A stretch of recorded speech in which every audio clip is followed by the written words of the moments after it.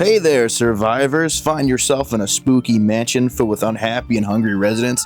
Well, you better make sure you stocked up on enough ammo to keep those neck biters off your back. You also might want to invest in a gun holster. Don't want to drop your gun like S.T.A.R.S' finest, am I right?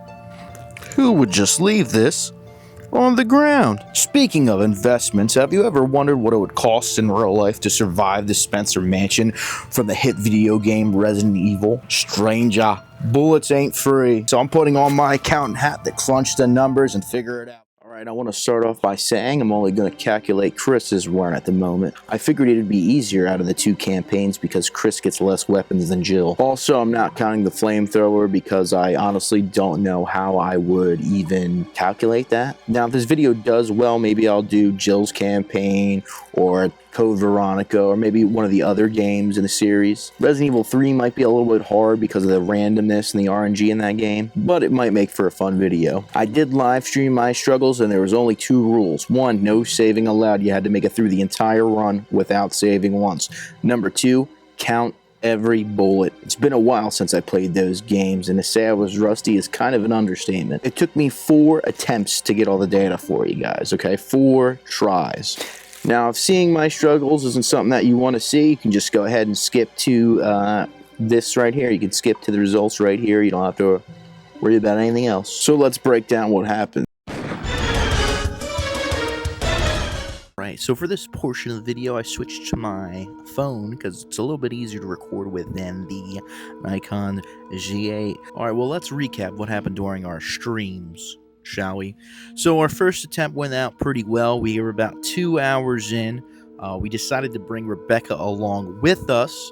I really didn't understand how to do the Plant 42 puzzle. I had to look up a guide like a fucking noob. And everything was going pretty well. I was definitely missing things and unorganized with the second part of the mansion, and that's ultimately where I died. 2 hunters came and kind of knocked the crap out of me. I had to run back to a save room. I knew there was one up in the room where you meet Rebecca. I was currently in the basement. I needed to grab the key for the small desk so I can get the Magnum rounds in the library. So ran past a couple. They were jumping, really didn't know how to handle them as well. I eventually learned that you can run around hunters pretty easy. They do that little jab thing. That's pretty easy to get rid of. It's when they get all jumpy, things get a little funky. But I went into the Itchy Tasty hallway, and that's when I encountered even more hunters, and they completely wiped the floor with me. So that was attempt 1. That was done. That was 2 hours gone. My second attempt, I decided to live stream while dressed as Ghostface for some reason. I don't know, I was kind of bored. And yeah, I kind of tried to do the whole voice. That got old real quick. Hell yeah. Give me that shit. It's got a fucking stank on it. Like that Rob Zombie movie. Clip that. You know, the "Hey Sydney, what's your favorite scary movie" type of voice, and yeah, that was that hurt after a while.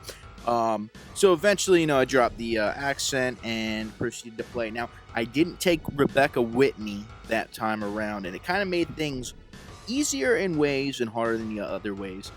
Easier because you get more heals with Rebecca if you don't bring her with you.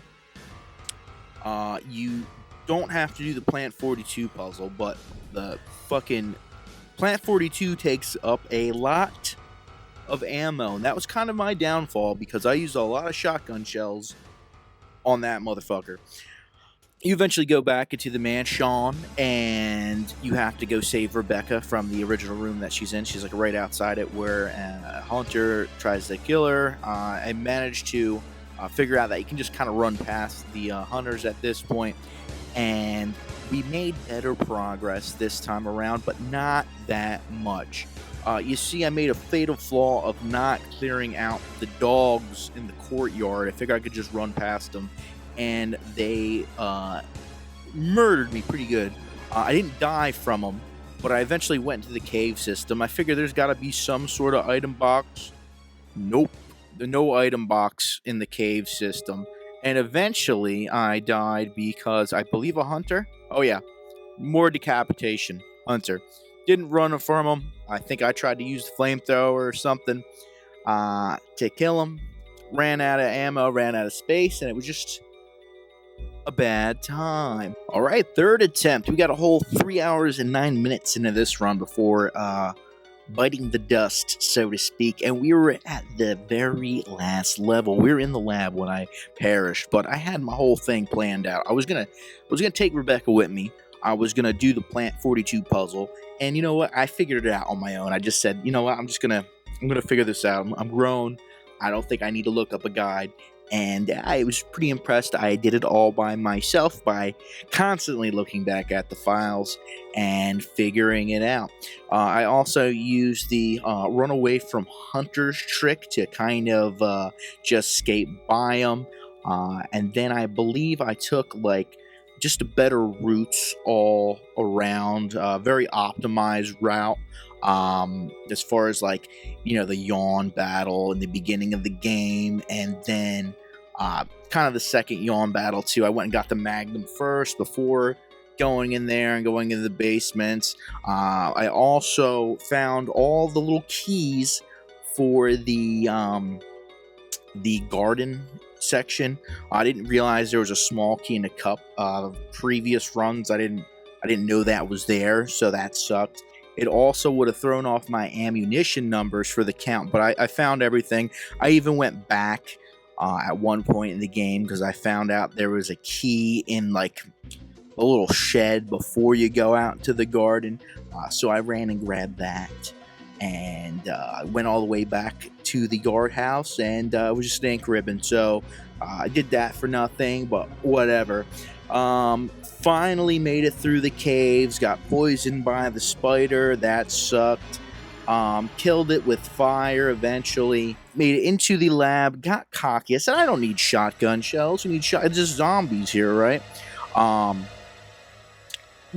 Did the password for the mole thing, blah, blah, blah, blah, blah. Went to go put my Modisc in the one computer. I didn't realize there's like 40 zombies in this one room, and I got murdered by naked zombies. Ouch. And that ended the closest run that I've had thus far. And for my fourth and final attempt, I took everything I learned from the previous two attempts. Made it to the lab area, which was where I died before. Knew that I'm just going to bring the shotgun. Surprisingly, right, I was surprised that there wasn't that much ammo in the lab itself. There's like really not that many pickups, so you better have all your ducks in a row before you get there. If you're, you know, get whatever you can in the cave, whatnot. We blew up the zombies with this shotgun. We had all the Magnum rounds for the Tyrant at the end of the game. It was pretty close. It was definitely challenging. Remember, this game doesn't have auto aim, so you have to manually turn and everything. So this game is still pretty hard in my opinion, but we did it. So our final total time was 3 hours and 13 minutes. We were 14 minutes off of getting the infinite rocket launcher. I was playing it safe rather than sorry. Heading to the item box multiple times, especially right before going into the caves and being stuck with a useless crank. I got rid of that crank, picked up that health spray. That helped out a lot for the run. Oh, also, one little thing before we go back to the tallies of all the ammo. I got all the ammo. I got every single thing that I could find, tallied it up. We're going to jump into that. I'm surprised they didn't use the Camaros more in this game. They are horrifying little bastards, and I hated them. Hated every second of them. I think they should have been in the caves instead of the hunters. That's just my opinion. Or maybe a mix. That would have been interesting. Finally, after all that, we have our tally results here. And for the 9mm Beretta, we have a total of 22 magazines. This includes the starting amount in your pistol that you found on the ground, as well as Rebecca's. As you may have already seen, I actually bought this gun in real life, and because I'm a total fucking nerd, I had to get the grips for it. And I just want to say, if you're actually going to purchase this firearm for the range, be sure to get a speed loader, because it is a bitch and a half to reload those magazines in real life. Now, if you're throwing magazines away all willy-nilly like in the game, it's going to cost you about $440 for 22 magazines. That's $20 a pop that Chris is just throwing on the floor. The ammunition itself is relatively affordable at $76 for the entire game. That's on average 23 cents a round. But back in 1998, it would have a total cost of $33. But with inflation, it's about 66 bucks now. So we're definitely paying way more now than we did back then. The Beretta itself costs about 700 bucks today. In 1998, it only would have been $450. But with inflation, that's going to come out to $895. So just the cost of the Samurai Edge alone would run you $1,216 today. So in 1998, the total cost would have been $703, but comes out to $1,398 with inflation. On to our next weapon, and probably the most important weapon in the game. The Remington 870 is about a $390 gun today, which, all things considered, is pretty affordable. Back in 1998, it ran as high as 250 bucks, which would be about $497.12 today with inflation. In our run, we collected a total of 126 shells. Now, I'm assuming this is 12 gauge buckshot, by the way, which would run us about 63 bucks in today's money, and about 40 bucks back in 1998. With inflation, it's about $80. So total cost of our shotgun, the final cost of the shotgun is going to be $453 for modern day, $290 for 1998, and $577 with inflation. Now, our last traditional gun is none other than the classic Colt Python, which is about 1,500 bucks on the high end today. In 1998, average price was about $800, but with inflation, that brings us to $1,590. Now, this is the most scarce ammo in the game, and we only found a total of 36 shots. This would cost us about $29 today. Back in 1998, only would have been $14, and with inflation, it'd be 28 bucks. The total cost for the Magnum in today's money is $1,529. In 1998, it only would have been $814, but factor on inflation and we're looking at $1,618. All right, and the final cost and big one is the rocket launcher at the end of the game. Now, I know it gives you 4 shots, but most players just one-shot the Tyrant and that's the end of the run. From my research, it looks like they used an M202 flash, and there is very limited data from what I could find online. So we're just gonna say it's about 1,500 bucks for the gun itself and 1,500 bucks for the rocket. No, I'm not doing time comparisons for this one. There's just not enough data. So again, it's just gonna be a flat, $3,000 to the total cost of everything. I think that's pretty fair. So to survive the Spencer Mansion in today's money, it would cost $6,198, not including taxes, by the way. Back in 1996, it would cost $4,707. Factoring inflation, it would cost $9,359.87. I don't know about you, but I think S.T.A.R.S is going to need a little budget increase.